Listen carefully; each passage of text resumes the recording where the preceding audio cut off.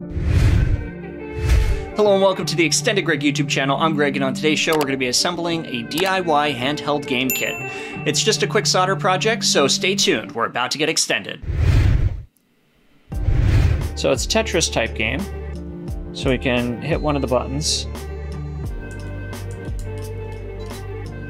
Okay, so this kit is from Voger Time, and it's just a handheld game DIY kit. It's a quick soldering project. Really, a lot of it's already done for us, so the whole thing is based on this little microcontroller that's already pre-installed on the board, which is SMT. So we're just going to be doing all of the through-hole components, so this should only take a few minutes. So let's go ahead and get started.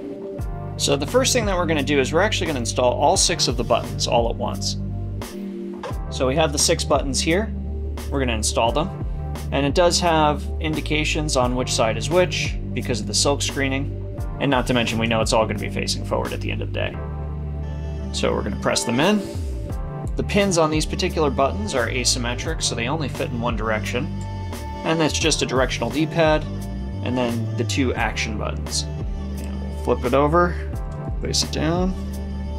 So what I've done in order to hold these buttons in place is I've actually bent over the pins a little bit by taking a pair of diagonal cutters and just bending them over a little bit.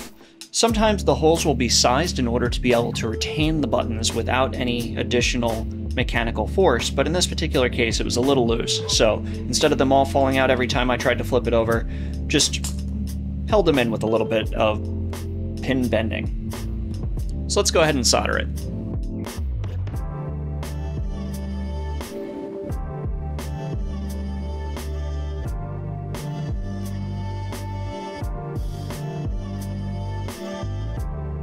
And I'm just using a fume extractor in order to extract the fumes away from my face. That way I'm not inhaling the fumes as we go.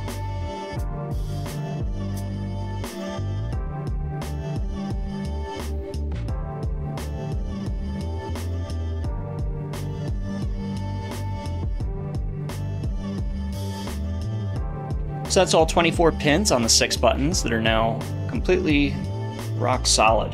So let's move on from there. Second step is it wants us to do the micro USB connector, which can be used for power.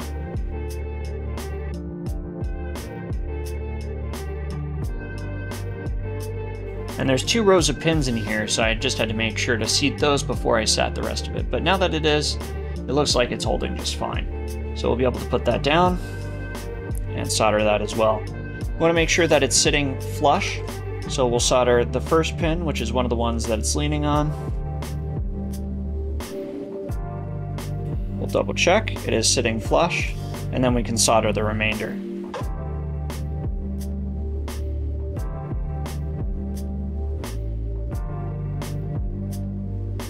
And it looks like only 2 of these pins, the ones used for power, actually have pads on them, because the others are not taking solder. So we're just going to leave those unsoldered. So step 3 talks about the capacitor, and also the other switch. Alright, because we had step 2, and step 3. And for the capacitor, the long pin is positive, and it looks like this is designed for a larger capacitor, but that's just fine. And then we have the other pin, or the other switch. So it shows you where the gap should be located. So we'll locate that effectively, because this is the power switch. And we'll solder this as well.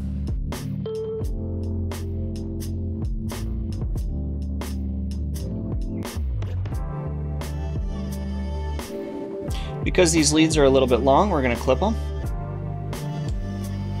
just to keep everything neat and tidy on the bottom of the board.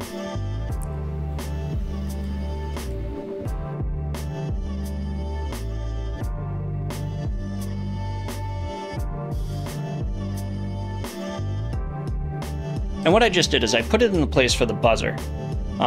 Even though it's marked as plus and minus, so does the piezo buzzer, which is this right here. That actually is what goes there. But the capacitor actually goes right here behind the power plug. So what I did is I just desoldered it and then used a solder clearing tool, solder sucker as they're called, to be able to vacuum out the remaining solder in order to open back up those holes. You know, sometimes you make mistakes, it's just about how you deal with them, so correcting it was pretty straightforward and didn't take that much time at all. So let me solder this really quick. And because I already clipped these pins, the leads are kind of short.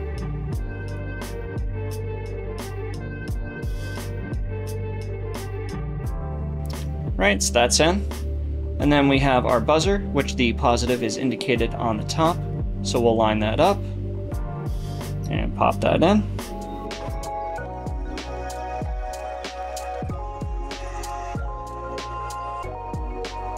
Okay, so that's all of our soldering complete. And just that brown there is not actually burning, it's just flux. I'll clean off this board later with some isopropyl alcohol in order to make it pretty. So that's all the parts that we actually have to assemble outside of the LCD screens themselves. And those go right here. And then we have one 3-digit 7-segment display that will go right here. So pretty much we can do all of those at once, according to the instructions. So let's go ahead and do that. And it is nicely packed with foam, but it shows an arrow that should match up in order for the addressing to be able to actually work on the microcontroller. So that will go in there, and that will go right there.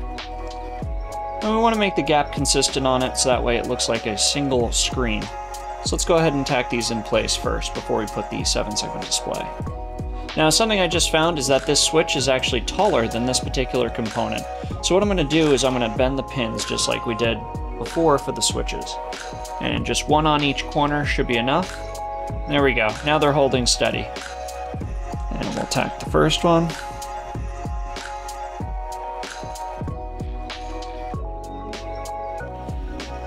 Tack the second one.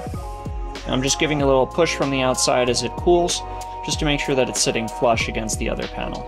Alright, and once that's done, we'll solder the rest of the pins.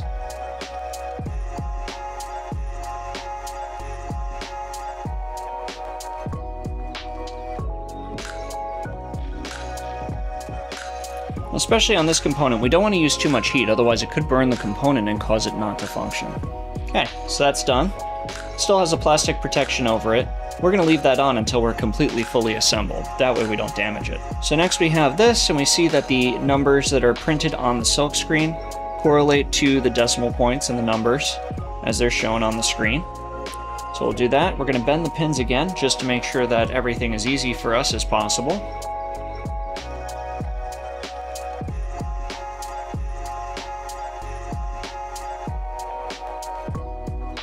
And that is all of the pins soldered. Pretty quick job, but now we can pull off the plastic. Alright, and now that this is complete, we can actually go ahead and test it. So I'm going to use the power cable that was supplied with the kit, plug it into a USB power supply, and plug it in. Press the power button.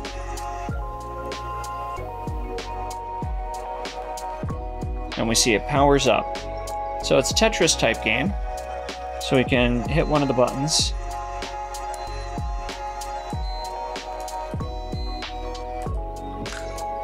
Oh no!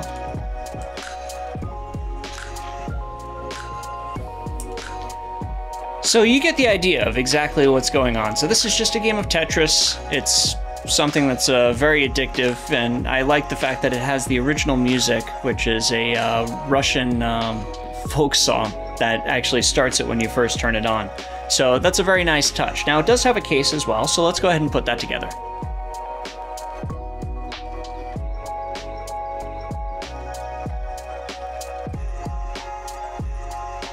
So it's starting to look more like a game system now. So we have the larger pieces of plastic. We'll go ahead and try and peel those.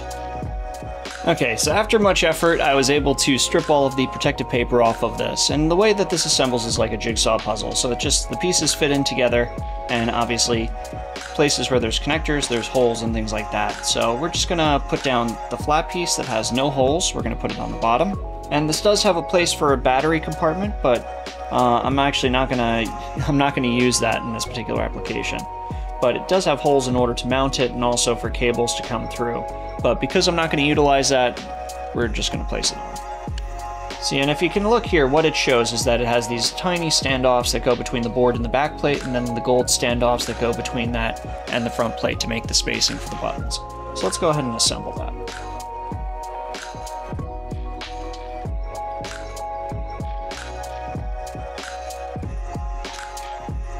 There we have the standoffs. Put this in the right direction. The board will just go right over top. Gold standoffs will go on top of that. Alright, and then these little inserts will go in. That goes there, and we can see the little cutout for the power connector. And then it has a solid top and bottom, just like that. And then the top plate just fits in, it all locks together, and then we just use a few more screws in order to lock it all into place.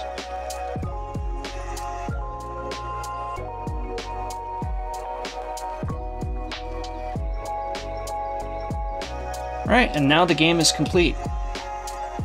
So we can press the start button. And just so you know, that's actually from the original game, but we can press the buttons. I already demonstrated this, so there's no real reason to repeat it, but it's a fun little game.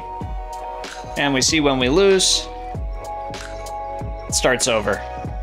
So, and we got a score of 0 in this case, but that's very nice. It's a nice little game kit, and realistically, it's something that you could have some fun and say that you built it. So you could show your friends, everything else like that. So, you know, I think that really does it for it. I'm gonna put this on the shelf and save it for the next time I get bored. Thanks for watching the video today. If you'd like to see more videos like this, check out this playlist right here. Also, if you liked the video, be sure to hit that like button and leave a comment down below. And if you haven't subscribed, please subscribe. It helps me out a lot. And then hit that notification bell. That way you know the next time we're getting extended. So until then, take care.